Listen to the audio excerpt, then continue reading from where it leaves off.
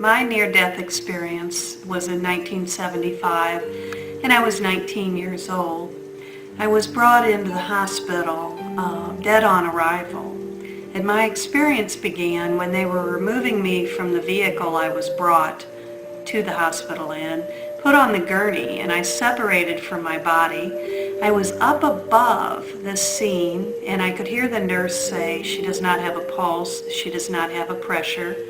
And then I followed the gurney into the hospital, into the emergency room where they were working on the body. And I was up above this scene in the hospital. This hospital emergency room was on the first floor of about a 4 to 8 story hospital. And it's hard to explain, but I could see the other rooms. There was no ceiling, if you will, and I could see my friends that had brought me to the emergency room, as well as see the doctors and nurses that were working on me in the ER. I remember being out of pain.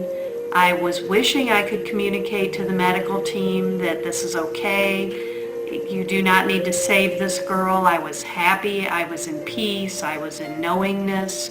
And I was wishing I could communicate with them, but I knew what was written on their hearts.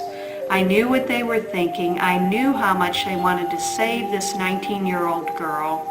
And I was shot through with compassion for the medical team, wanting to accomplish this task. And with that, I was re-entered into my body, and the nurse said, "I have a pulse, I have a pressure." And what I want to share briefly is that you need to understand that even though you believe someone is dead, that they can still hear you, they still know what's written on your heart, and that's important to remember.